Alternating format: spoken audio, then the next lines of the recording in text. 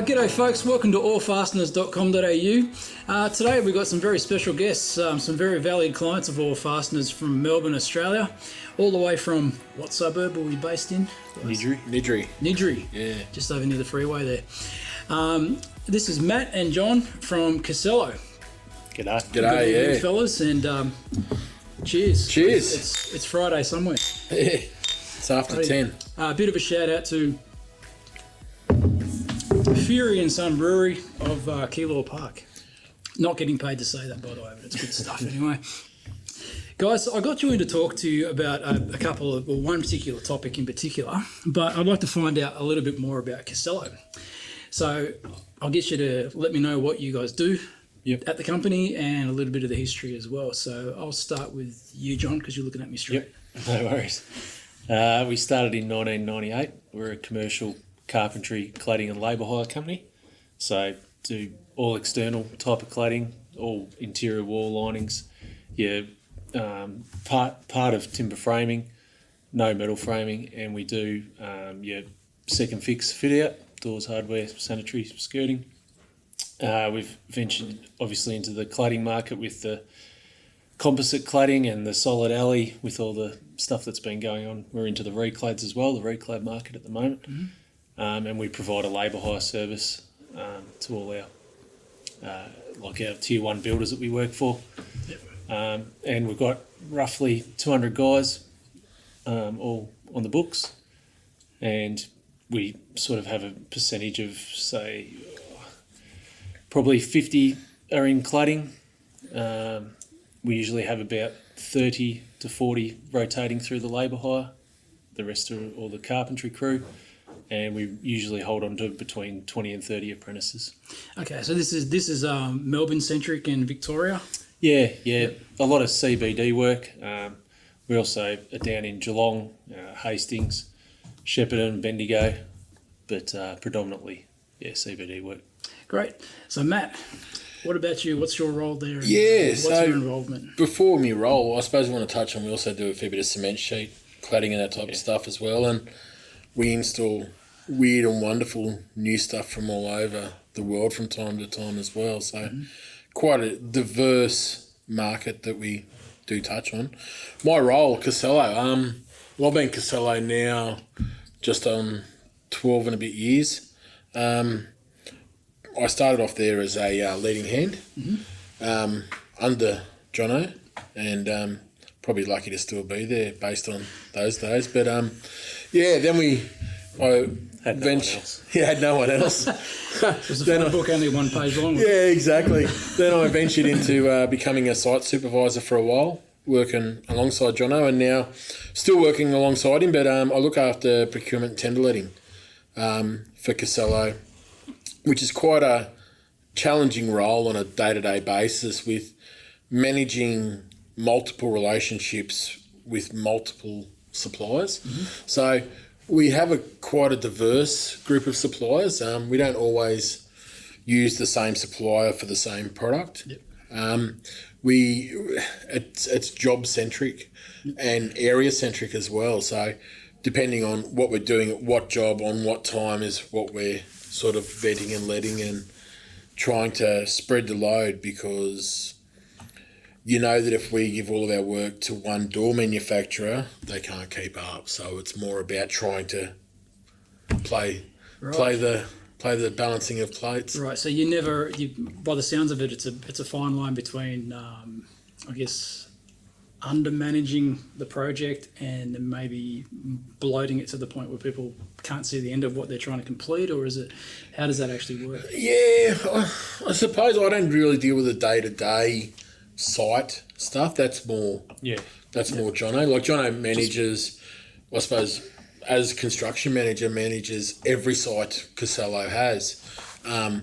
Now, I would prefer to run material than do what he's got to do, because sometimes I just shake my head with amazement. Very good supervisors and leading hands, which make the job very easy. So. Okay.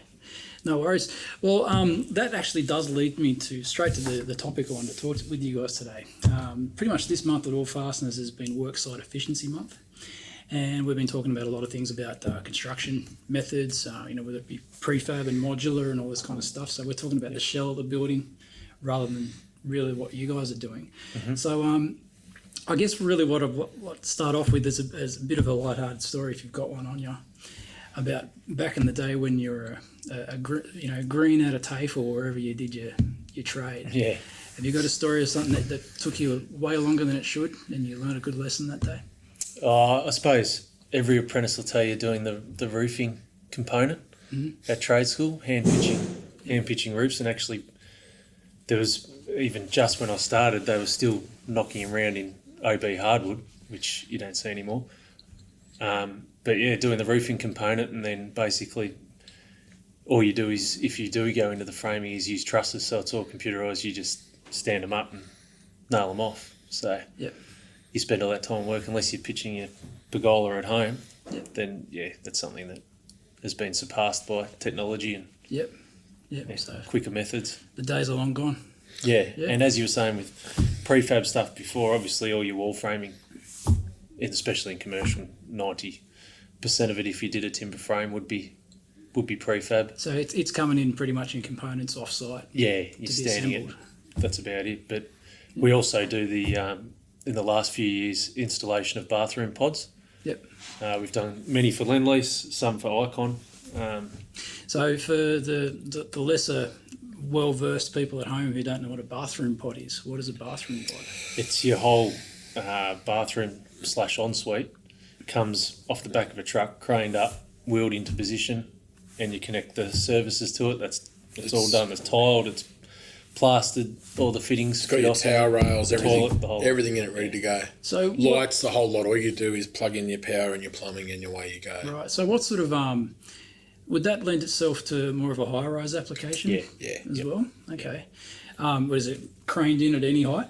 Yeah. That sort of thing? They just go with their lifting points or the cages. And they load them in via the loading bins, or they call them Preston bins, but that's a brand.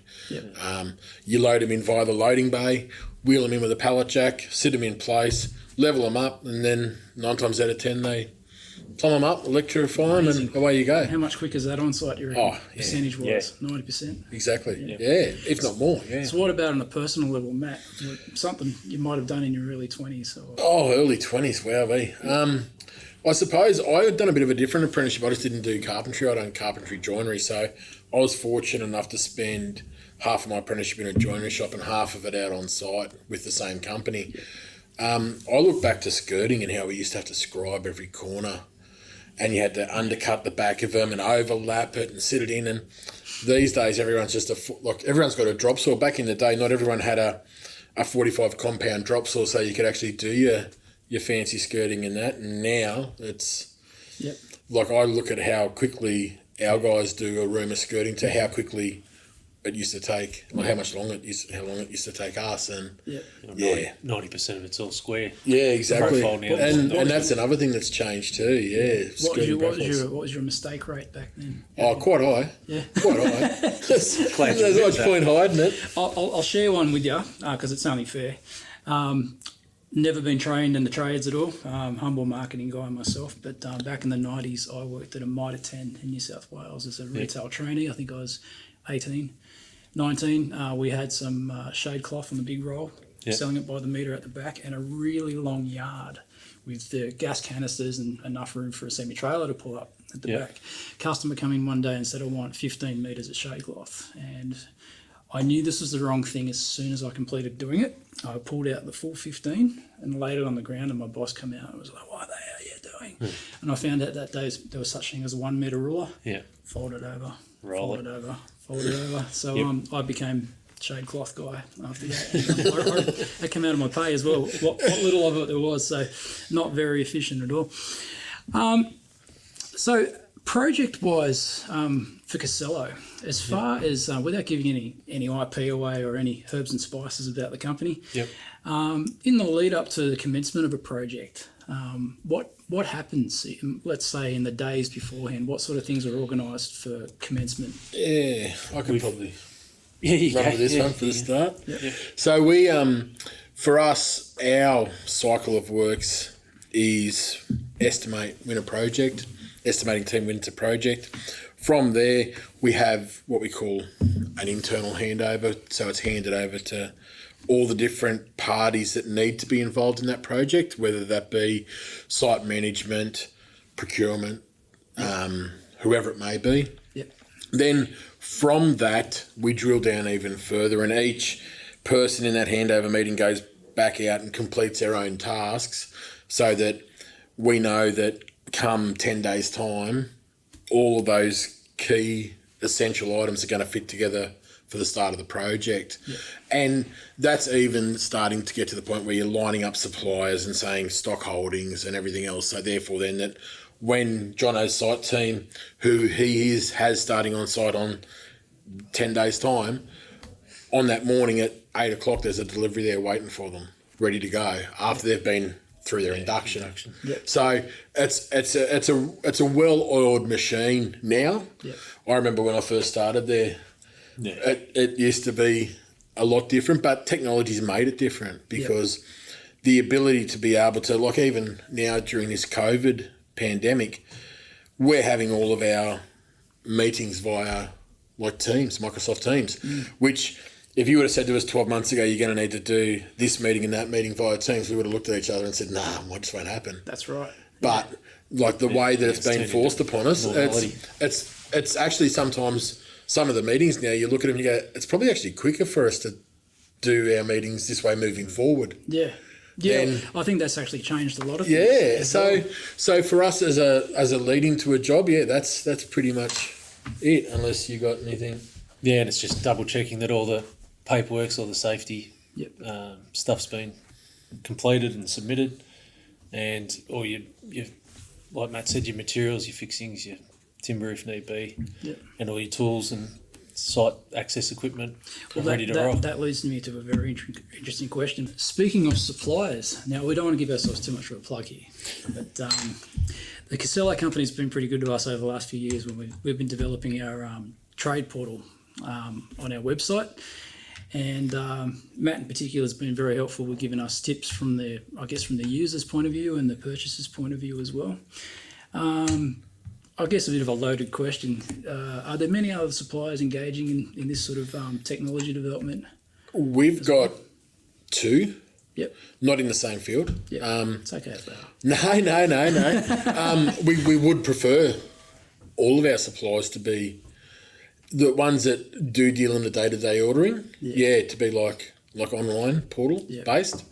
In fact, that we probably look for suppliers that would have that ability moving forward. Yeah.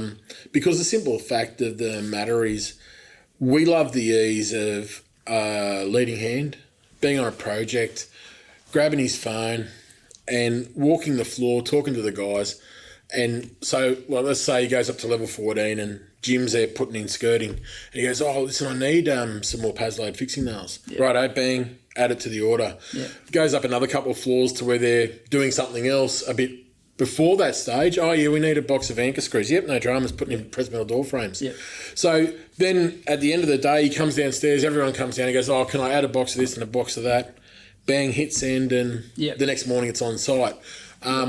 And the simplicity in being able to complete that, I suppose, for us, it was the impetus for me to get so involved in that setup, because I could see moving forward how much time it saves us. Like, I remember being under Jono as a leading hand, and he used to drum into everyone, you've got to carry a little notebook and write notes as you're walking the floors, and you got to do this, and you like keep track of everything. So when you get downstairs, you can enter it all in the system. But this is more almost app-based, you know what I mean? Like, it's sort of, you walk the floor, you throw it in, bang, we're sent. So we're leaving a working order open all day, Yeah. pretty much, and just saving in the cart without going through to the transaction stage Yeah. and then finalise it Bang, the way done. it goes. Well, And that's you can always it's been. refer back to it as well. Yeah, exactly. That's right too. So the reordering, it saves previous orders for similar jobs and all that kind And of Matt's stuff. pet hate of chasing dockets. Yeah, and if I need to chase invoices or anything, I can literally jump on Yep. at, like today at 4 o'clock Yep. and see what was sent out this morning at 7. Well, you know, as of May 2020, that's our latest feature on Trade Portal. So well done, thank you. Yeah. So Very smooth, Neil. Yeah, I know, very, very small. I just worked that in there, just like I worked in this sip. Yeah. So, Matt, you were, I could see, I stalked your LinkedIn. Yep. You know, so you probably knew I did that because you saw my face come up on the thing. And I saw you were previously a project manager. I wouldn't say project manager. That's the title you get Is it when a you. lie, is it? Yeah, it is. That's what a supervisor is, because there's no such thing as a supervisor tab on LinkedIn. So that's what Jono and all of our supervisors are classified as project managers, because that's what they manage, is multiple projects. So what's your biggest challenge day to day, or what sort of variable keeps coming up that's sort of like not so much out of your control, but it tends to occur all the time that will knock you back for deadlines? Pick a big one. Weather. Weather? Yeah, weather, or just when you plan, you've coordinated your sequencing or something, and another trade doesn't keep up their end of the bargain, or there's something like weather or issues like even today on a job with crane lifts being pushed back, that throws you then out the next day and you've got to play catch up.